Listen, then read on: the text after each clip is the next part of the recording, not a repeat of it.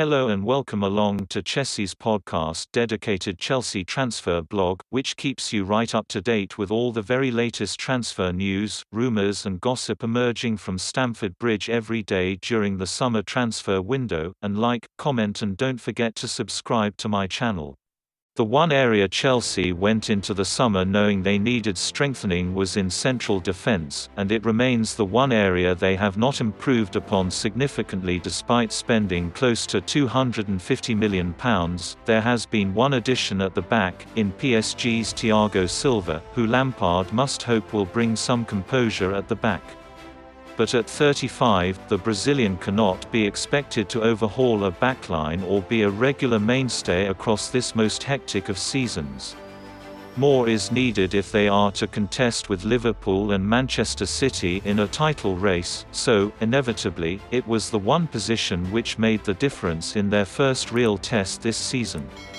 This was Frank Lampard's chance to show just how far his side had progressed when it comes to challenging the top two this season, and it was a chance that evaporated moments before the break. Andreas Christensen's reckless sending off, the red card shown after referee Paul Tierney had taken a second look on the monitor and upgraded his original decision of a yellow, undermined 45 minutes of tireless and largely impressive work by Chelsea. Following Lampard's carefully crafted plan, they had restricted Liverpool, pressing ferociously, well during the first half, the midfield three protecting a back four to work around the press.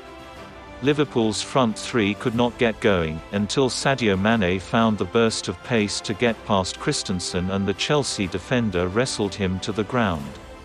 The least controversial of VAR calls you are likely to see this season. Chelsea's plan here looked simple. They were narrow at the back, with Kai Havertz deployed as a false nine and the pace of Timo Werner and Mason Mount either side of him.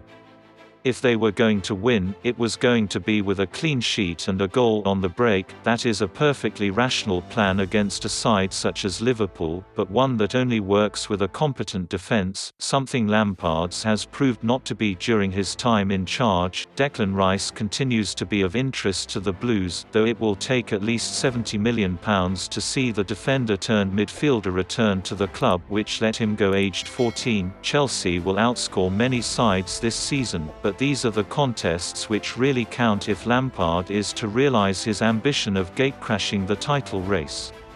An ambition which is currently built on a very shaky foundation at the back. With each game that passes, Kepa Arrizabalaga's position in the Chelsea goal looks increasingly untenable. For most of the first half, the Spaniard was composed at the back, aside from charging out and misjudging a run from Mohamed Salah and allowing the former Chelsea man to cross to an unguarded goal. The blame for this defeat cannot rest entirely on his shoulders, but again it was a display far below that expected of the world's most expensive goalkeeper.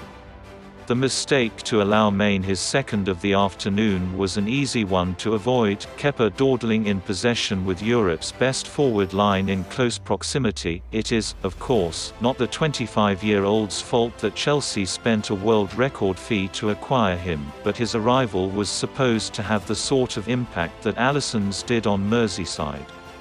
That the man at the other end saved Jorginho's spot kick did Kepa no favours by comparison. Veteran Willy Caballero ended last season, in the Premier League and Champions League, as Lampard's first-choice keeper, but aged 38 is not a viable option for the long term. Whether Edouard Mendy, set to sign from Rennes in the coming days, is the man to fill the role for the foreseeable future, it remains to be seen, but Kepa will at least have viable competition, and Lampard another option.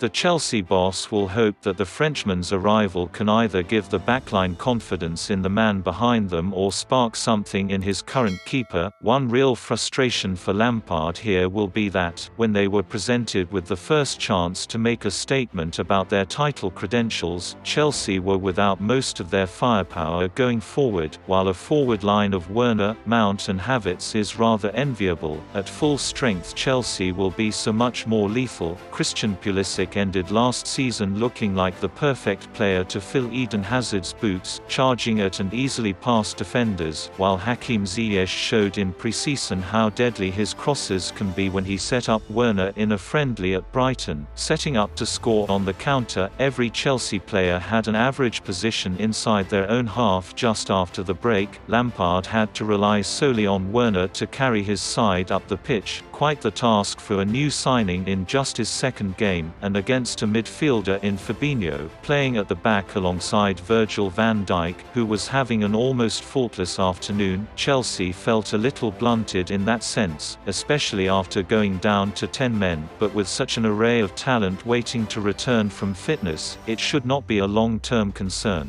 Chelsea signed Timo Werner this summer in an attempt to find a more consistent goalscorer. In his opening 2 games, the German is yet to find the net. But he has already shown excellent versatility and smart movement off the ball. I know what I have to do as a striker, and I know what I have to do as a winger, or as a number 10, or whatever you call it here. Everybody calls it something different, Werner said after he played from the left against Liverpool on Sunday. In my opinion, they are totally different positions. You have to do something different if you are playing as a striker alone, or with 2 strikers, or if you're a winger, or a number 10, you might have to go deeper in one position, or keep the ball, or go for 1v1s, always keeping pressure on the defender. It's very important to learn how to play those different positions. It's good for me because I'm not focused all on one position, and it's also good for the managers because they know they can change whatever they want.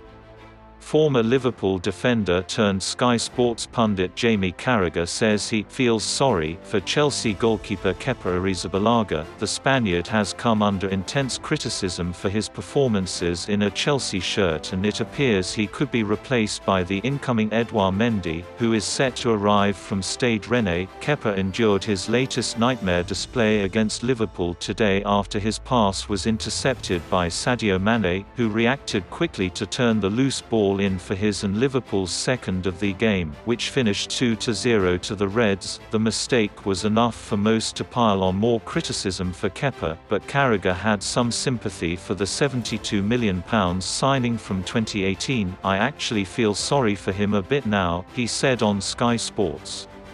There's a new goalkeeper coming in, so there's not too much more we can say. It must be tough for him, he's going through a tough period.